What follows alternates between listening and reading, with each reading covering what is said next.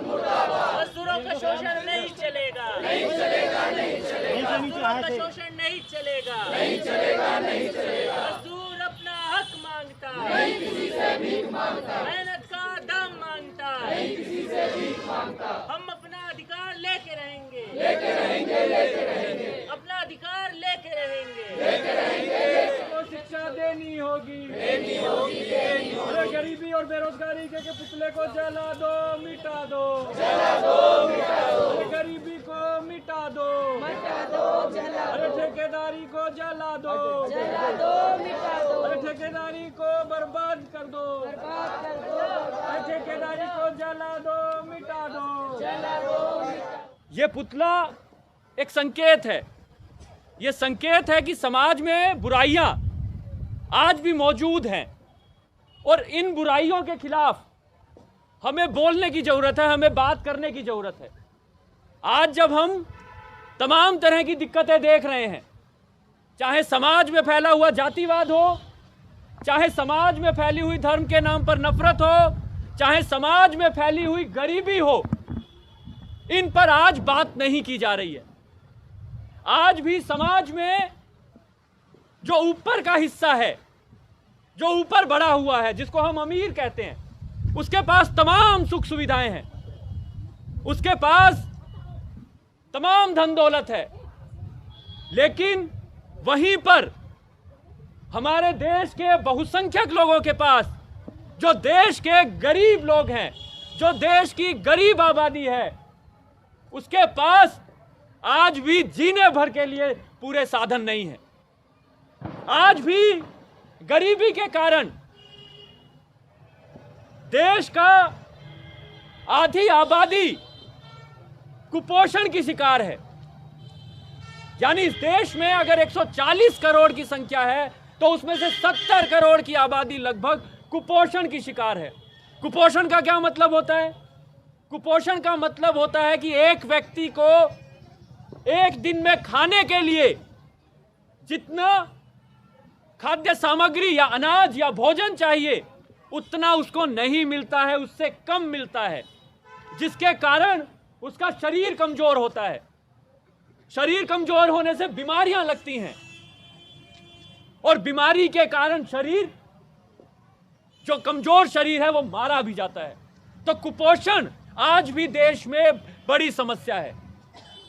ऐसा नहीं है कि देश में गेहूं कम होती है, ऐसा नहीं है कि देश में चावल कम होता है। इस देश में इतनी क्षमता है कि वो चावल पैदा कर सके, गेहूं पैदा कर सके, लेकिन जो जरूरतमंद लोग हैं उन तक वो गेहूं, चावल, अनाज नहीं पहुंचता है। तो ये बड़े शर्म की बात है कि आज भी हम कुपोषण में जी रहे हैं, भुखमरी में जी रहे हैं। भुखमरी में हम, भारत का जो नंबर आता है भुखमरी के मामले में, भूख के मामले में, वो पाकिस्तान से नीचे आता है, वो नेपाल से नीचे आता है, वो बांग्लादेश से नीचे आता है। हम बड़ा खुश होते हैं कि पाकिस्तान ये, पाकिस्तान वो, पर भूख के मामले में हम पाकिस्तान से भी नीचे हैं। इसी तरह से इस देश में जो अमीर है वो लगातार अमीर होता जा रहा है। एक अमीर जिसको पूंजीपति कहते हैं, जिसको उद्योगपति कहते हैं, वो हर सेकंड में, हर एक सेकंड में करोड़ों रुपया कमाता है, वो चाहे अडानी हो, चाहे अंबानी हो। लेकिन वहीं इस देश के जो गरीब लोग हैं, वो जब 12-12 घंटा काम करते हैं, 13-13 घंटा काम करते हैं, पूरा दिन काम करते हैं, तो कहीं उन्हें एक दिन का 200-300 रुपया मिलता है। ये जो गैर बराबरी है, ये गैर बराबरी आजादी के बाद से और ज्यादा बढ़ी है। जो पूंजीपति हैं, बड़े बड़े उद्योगपति हैं, उनकी संपत्ति दोगुनी हो गई। वहीं पर दूसरी तरफ जो देश के बहुसंख्यक लोग हैं, उनकी गरीबी बढ़ गई। आज गरीबी के कारण एक बेरोजगारी भी है कि बेरोजगारी, लगातार युवाओं को रोजगार नहीं मिल रहा है। जिनके पास रोजगार है उनका रोजगार खत्म होता चला जा रहा है, उनको रोजगार नहीं मिल रहा है। आज देश में पिछले 50 सालों में सबसे ज्यादा बेरोजगारी है और इस बेरोजगारी का कारण है ठेकाकरण कर दिया जाना, निजीकरण कर दिया जाना। क्योंकि ठेकाकरण होगा, निजीकरण होगा तो कभी भी देश के मजदूरों को फायदा होने वाला नहीं है। वो निजीकरण, ठेकाकरण अमीरों के, मालिकों के हित में होगा। क्योंकि जब ठेके पे काम करवाया जाएगा, जब आपकी नौकरी की आपको गारंटी नहीं होगी, सुरक्षा नहीं होगी, तो मालिक जब चाहेगा मजदूर को काम से निकाल देगा। और यही होता है ठेकाकरण में। ना मजदूरों को ईएसआई मिलता है, ना पीएफ मिलता है, ना बोनस मिलता है। दिवाली आने वाली है, ज्यादातर मजदूरों को इस देश के बोनस नहीं मिलता है, न्यूनतम मजदूरी नहीं मिलती है। और ये किसके हित में चल रहा है? ये अमीरों के, मालिकों के हित में चल रहा है। तो हम जब यहां मौजूद हैं तो हम गरीबी का पुतला फूंक रहे हैं। हम कह रहे हैं कि हम गरीबी, बेरोजगारी बर्दाश्त नहीं करेंगे, हम इसके खिलाफ संघर्ष करेंगे। इसी तरह से समाज में लगातार जातिवाद बना हुआ है। लंबे समय से जाति के नाम पर एक हिस्से को दबाए रखा गया, यानी जो जाति में जिसको नीचे कहा गया उससे काम करवाया गया, उससे उसका जाति के नाम पर शोषण किया गया। और यह शोषण जो जारी रहा वो ऊपर बैठे हुए जाति में लोगों के द्वारा किया गया। और आज भी हम देखते हैं कि समाज में जातिवाद मौजूद है। आज भी देश में हर 20वें मिनट में एक दलित के साथ हिंसा होने की खबर आती है। यानी कि समाज में जो दलित है, और वो दलित देश का बड़ा हिस्सा उसमें से मजदूर आबादी में है, उसके पास अच्छा काम नहीं है, उसके पास अच्छा रोजगार नहीं है, वो अपने पुश्तैनी धंधों में लगा हुआ है।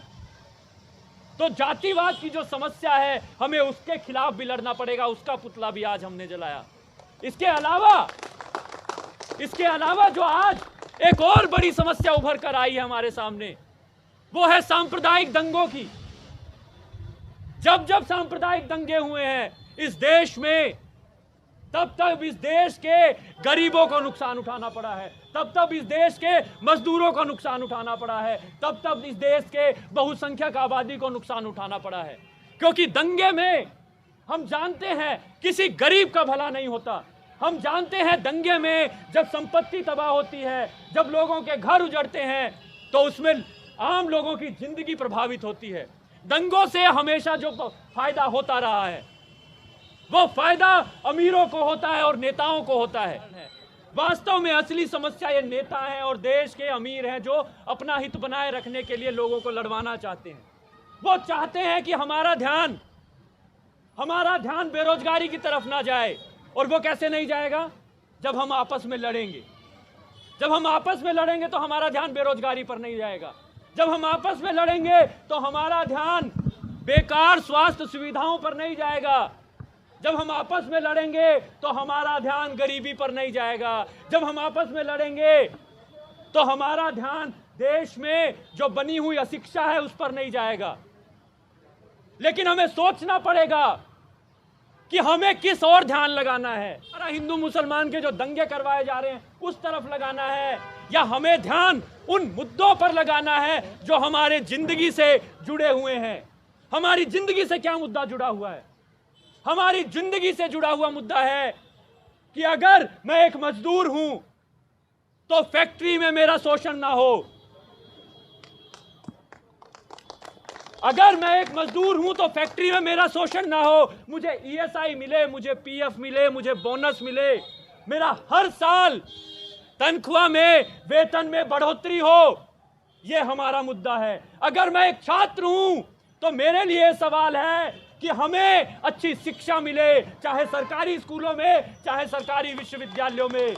हमें इस मुद्दे की तरफ ध्यान देना होगा।